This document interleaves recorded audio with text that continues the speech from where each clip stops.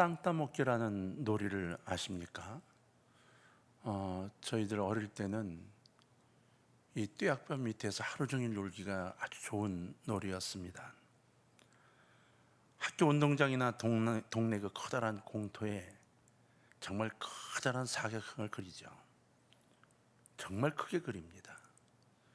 그리고는 네 모서리에 가위바위보를 해서 원하는 땅을 차지합니다.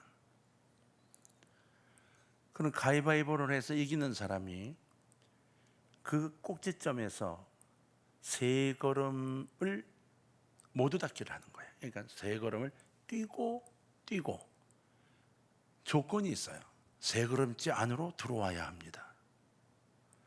그렇게 해서 땅을 넓혀가는 거예요. 넓힌 땅에 줄을 긋고 또 다시 세 걸음을 뛰면서 땅을 점점 넓혀갑니다. 아주 단순한 놀이였지만 별로 놀거리가 없던 저에게 정말 재미있는 이 놀이가 되었습니다. 간혹 너무 욕심을 내서 세 걸음 만에 내 땅으로 들어오지 못할 때가 있어요. 그러면 그냥 원래로 돌아오는 겁니다. 그러니까 그 한 번 모두 닿기 한 것을 잃어버리는 거죠. 내 소유의 땅이 점점 늘어가는 이것만으로도 이 놀이는 매우 흥미를 끌게 만들어줘서 우리들은 4명이 한 팀이 되어 놀기도 하고 또는 5명, 6명이 되면 이 모서리가 아닌 가운데에다 땅을 차지하기 시작을 하기도 했어요. 어쨌든 이 놀이를 하느라고 아이들이 소리를 고래고래 지르면서 이제 뛰기 시작하고 막 박수치고 막 재밌게 놀았죠. 어른들은 이런 아이들의 놀이에 전혀 관심이 없었습니다. 그렇죠? 그러나 저희들은 아주 심각하게 이 놀이에 임했어요. 이 보폭이 적은 아이들이 한 번씩 이제 욕심이 나니까 멀리서 달려오다가 뛰어서 들어오려고 할 때가 있으면 반드시 모두가 제재를 하고 그럼 불법이라고 막 소리치고 막 이랬던 기억이 납니다. 누군가가 영토를 넓힐 차례가 되면 다른 누군가 반드시 옆에 서서 법대로 하는지를 살펴보고 지켜봤어요. 이렇게 땅을 따면 이 땅이 얼마나 넓어지는지 모릅니다. 이렇게 서너 시간을 놀면 운동장 거의 대부분을 차지하게 됩니다.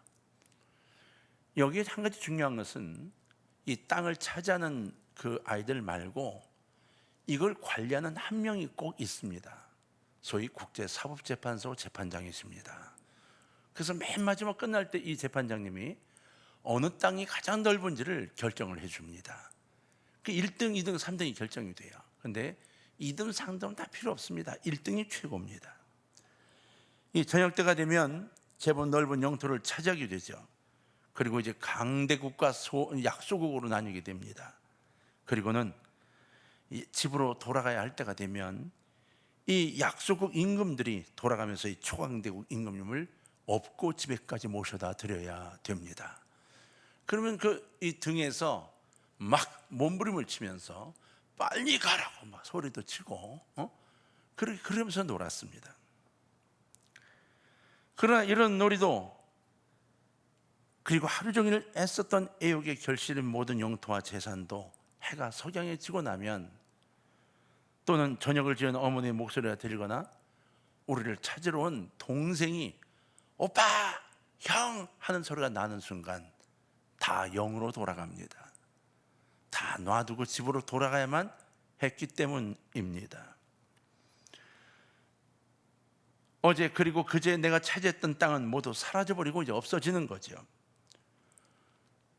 지금도 여러분 저는 가끔 이 세계를 보면서 이 땅 따먹기 노래와 같은 이 땅의 모습들을 보고 어른이 되면서 왜 저 커다란 욕심을 부리지 못할까 하는 생각을 하곤 해요.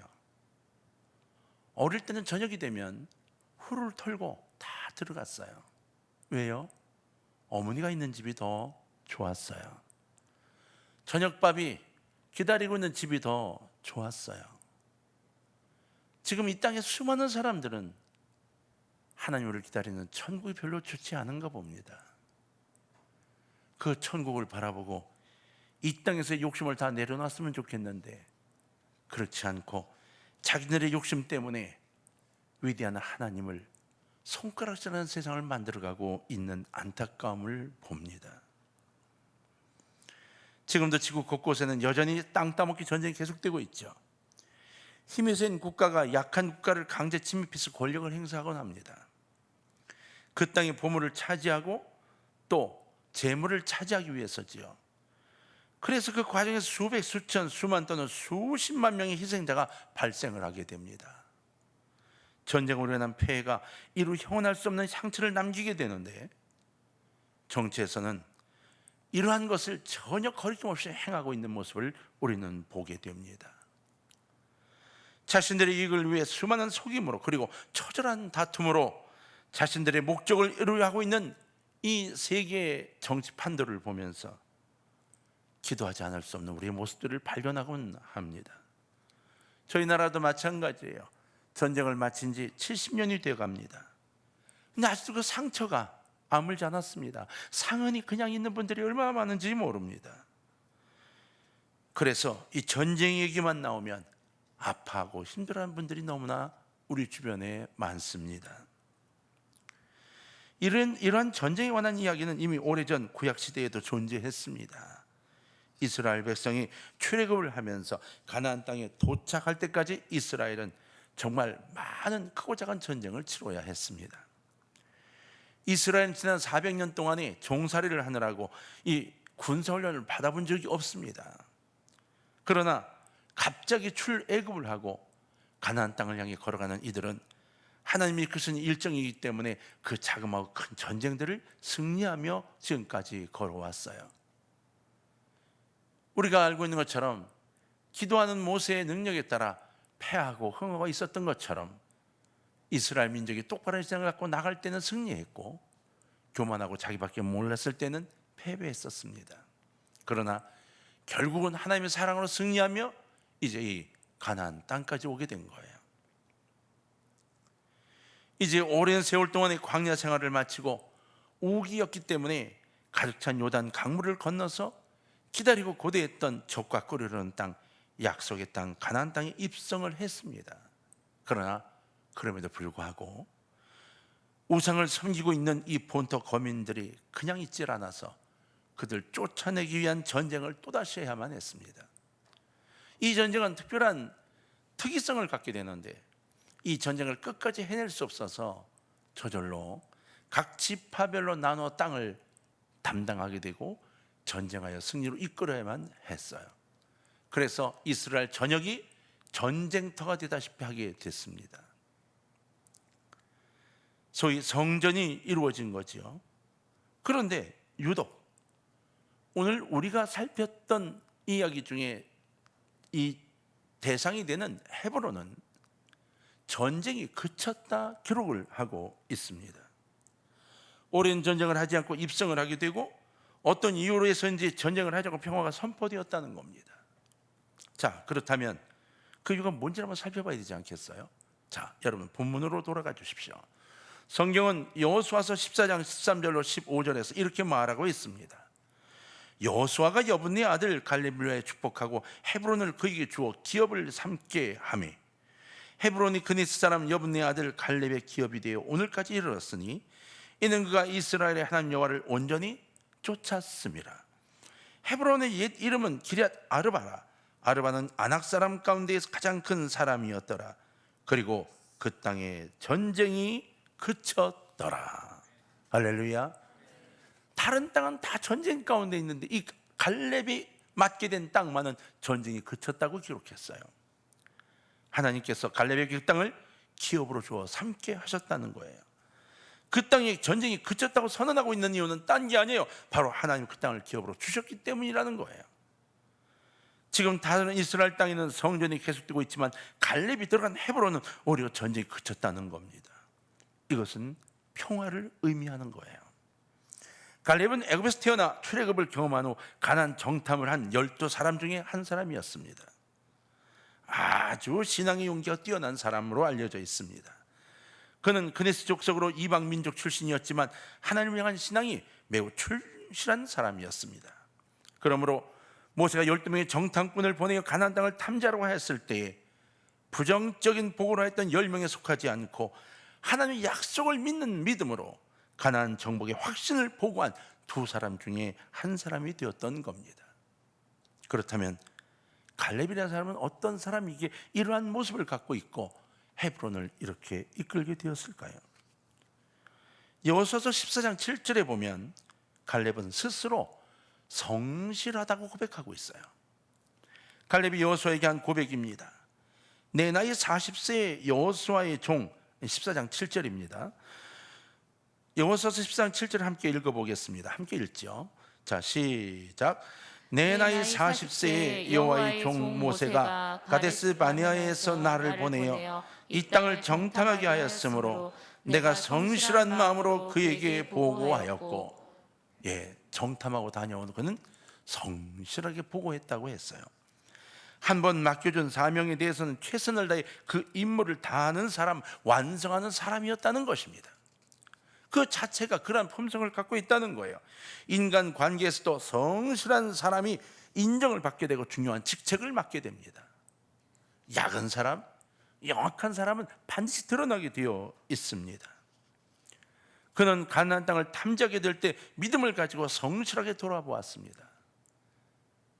다른 사람들이 육신적인 생각만 가지고 부정적인 그 면들만을 찾아볼 때, 다른 사람들이 육적인 생각으로, 육적인 눈으로 보며 두려워하고 부정적인 것을 찾아보고 있을 때에 갈렙은 성실하게 하나님께서 지시하신 뜻이 무엇인지를 생각하고 믿음의 눈으로 그 주변을 살펴보기 시작을 했던 것이에요. 우리 삶도 마찬가지입니다. 세상의 눈으로 볼 때 이 코로나19가 얼마나 큰 위협을 주고 있습니까? 세상의 눈으로 볼 때 우리 주변이 얼마나 불안합니까? 그러나 하나님 뜻이 무엇인지를 갖고 바라보는 그 눈을 가진 사람은 하나님 우리에게 어떤 일을 주실까에 대한 꿈을 꾸게 됩니다. 사랑하는 동강의 가족 여러분, 갈렙이 성실할 수 있었던 이유, 하나님의 말씀을 믿는 믿음 때문이었는데, 우리 동강의 가족들이 이 말씀을 믿는 믿음으로 이 어려운 시기에 긍정적인 눈, 믿음의 눈, 그리고 하나님의 축복을 바라보는 눈을 열 수 있기를 주의 이름으로 부탁합니다. 이것이 믿음의 성실을 얻어내게 하는 대답인 것입니다. 갈렙은 이렇게 생각했죠. 하나님께서 약속해 주신 땅이니까 분명히 정복할 수 있는 길과 방법이 있을 거야. 분명히 하나님 주신 방법과 길이 있어. 그것이 무엇인지를 찾아봐야 돼 라고 생각하고 정탐한 거예요. 들어가면서 저 거대한 사람들을 봐, 저거 봐, 저 포도송이 하나 봐, 아이고 걸리기만 하면 우린 큰일 나겠다, 이런 인간적인 생각은 아예 같지도 않았다는 겁니다. 이야, 이 땅에 승리를 주신 하나님, 우리가 승리하기만 하면 저것 봐라, 적과 꿀이 흐른 땅이 아니더냐, 그러면 기쁨으로 돌아와 보고했다는 것입니다. 믿음의 눈으로 살펴본 갈렙, 그러니 다른 사람보다는 훨씬 더 정확하게 그리고 샅샅이 살펴보았을 것입니다. 어릴 때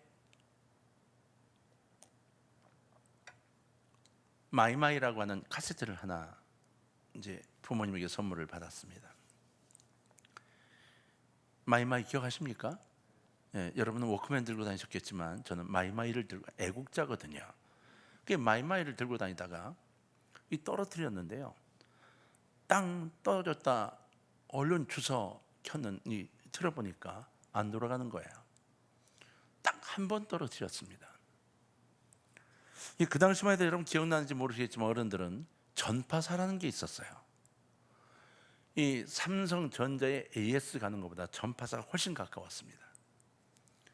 이 전파사가 근처에 두 군데가 있었는데 한 군데를 가져갔더니 이렇게 뚜껑을 열어보시고 그랬더니 이 부러진 거, 플라스틱 부러진 데를 보시면서 아, 이거 이제 못 쓴다고 도로 주시는 거예요. 큰일 난 겁니다. 비싼 돈 주고 사주신 건데 이제 고장이 났으니 큰일 났죠. 두 번째 전파사를 갔습니다. 전파사를 갔더니 그 사장님이 뭐라고 하시는가 하면, 아, 요거 아내가 부품이 좀 세밀해서 요게 보지 뭐, 좀 봅시다. 그러더니 하나하나를 풀어제기 시작을 하시는 거예요. 그럼 결국은 고치셨어요. 수리비가 많이 나올 줄 알았는데 정말 적은 돈을 받으셨어요. 시간이 오래 걸리진 않았어요. 한 10분. 근데 진짜 이게 눈에다가 시계 고칠 때 쓰는 이 돋보기를 딱 끼시더니 보시면서 연세 드신 분인데 그걸 고쳐주셨어요. 제가 궁금해서 여쭤봤어요. 사장님, 야, 그때 아저씨 그랬죠. 아저씨, 저 윗가게 아무개 전파사 갔더니 이게 부러졌다가 못 고친다고 그냥 주던데요. 아저씨 이거 어디 고칠 수 있었어요? 그랬더니 웃으시면서 뭐라고 하시는가 하면, 아, 그 친구는 아직 젊어서 어려운 거는 안 하려고 그래. 나는 이 귀한 걸 알기 때문에 어떻게든 고치려고 그래. 그래서 내게 오면 못 고치는 게 거의 없어. 이러시는 거예요. 그 얘기를 듣고 나오는데 굉장히 뭔가 큰 걸 얻은 것처럼 느껴졌어요. 아하, 그래. 돈을 버는데도 귀찮고 귀찮지 않은 거를 나누는 사람, 그리고 돈의 문제가 아니라 이 귀한 물건대로 어떻게든 고치지 않는 사람의 생각이 전혀 다른 거구나. 갈렙이 그랬을 거라는 거예요. 하나님의 분명히 우리에게 이 땅을 주신다고 약속하신 거예요. 그러니까 우리가 발견해야 될 무엇인가 분명히 있다고 믿고 있는 거예요. 그 갈렙은 정탐을 그냥 한 게 아니에요. 시시콜콜한 거 다 살펴본 겁니다. 여러분, 시대적으로 복잡하고 어두운 시대를 보고 있어요. 믿음의 눈으로 세상을 보는 갈렙의 성실함이 오늘 절실하게 요청되고 있다는 겁니다. 사랑하는 동광의 가족 여러분, 제발 믿음의 눈을 뜨시기를 주의 이름으로 부탁합니다. 이 믿음의 눈으로 성실하게 쳐다봐야 합니다. 두 번째로, 갈렙은 하나님께 아주 충성된 사람이었습니다. 여호수아서 14장 8절로 9절입니다. 계속되는 갈렙의 고백입니다. 나와 함께 올라갔던 내 형제들은 백성의 간담을 높게 하였으나 나는 내 하나님 여호와께 충성하였으므로 그날에 모세가 맹세하여 이르되 네가 내 하나님 여호와께 충성하였은즉 이라고 네 발로 밟는 땅은 영원히 너와 네 자손의 기업이 되리라 하였나이다. 갈렙의 이야기입니다. 제게 충성되었다고 말하고 헤브론을 약속하지 않았습니까? 라고 이야기하는 거예요. 그는 이방 출신이었습니다. 그러나 출애굽을 할 때부터 여호와 하나님을 섬기는 신앙을 굳건하게 지킨 사람이었습니다. 하나님은요, 자기를 찾고 자기를 믿는 자에게 상 주시는 분이십니다. 하나님의 상을 얻기 위해서는 하나님을 찾는 생활과 믿는 믿음의 생활이 필요합니다. 이러한 생활을 할 때 하나님 안에서 중요한 것과 중요하지 않은 것을 분별하는 능력이 생겨요. 지혜의 은사를 주신다는 것입니다. 갈렙은 하나님을 온전하게 쫓았던 사람이기 때문에 무엇이 중요한지를 분별할 수 있었던 거예요. 그는 믿음과 용기를 가진 사람이었기 때문에 하나님과 자기 사이에 빈틈없이 하나님을 가까이 따랐고 그분의 음성을 듣기를 소원했습니다. 이와 같이 하나님과 친밀한 교제를 통해 하나님을 온전히 쫓을 때에 큰 은혜와 축복을 누리며 살 수 있게 되고, 그리고 하나님의 동행하심이 함께함을 의지하게 되는 거예요. 여러분, 하나님 왜 나와 함께하지 않으시나요? 왜 내 손을 잡아주지 아니하시나요? 그렇게 기도하십니까? 아닙니다. 하나님은 우리 곁을 떠나보신 적이 없으십니다. 내가 주님의 손을 놓고 있는 겁니다. 주님이 말씀하셨어요.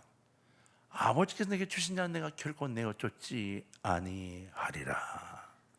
할렐루야. 우리를 내쫓지 아니하십니다.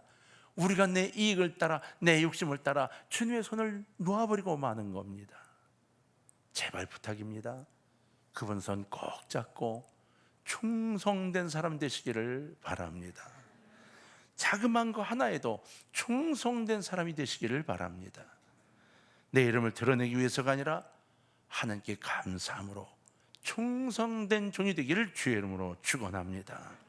세 번째로, 갈렙은 영적으로나 육신적으로 매우 담대한 사람이었다는 거예요. 이 담대함은 강건함을 함께 이야기합니다. 자, 여러분 여호수아서 14장 11절과 12절을 같이 한번 읽겠습니다. 교독하겠습니다.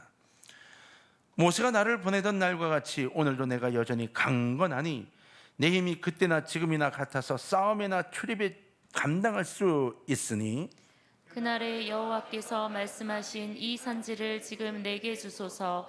당신도 그날에 들으셨거니와 그곳에는 아낙 사람이 있고 그 성읍들은 크고 견고할지라도 여호와께서 나와 함께 하시면 내가 여호와께서 말씀하신 대로 그들을 쫓아내리이다 하니. 이 당시 갈렙 나이가 85이었습니다. 85세.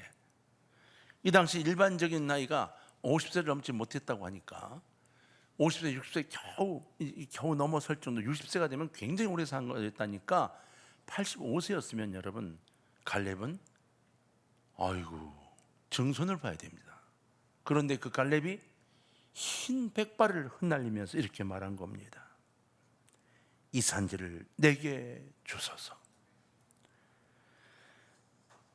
여러분 이 고백 속에 보면 이렇게 말했어요. 모세가 나를 보내던 날과 같이 오늘도 내가 여전히 강건하니 수십 년을 건너뛴 겁니다.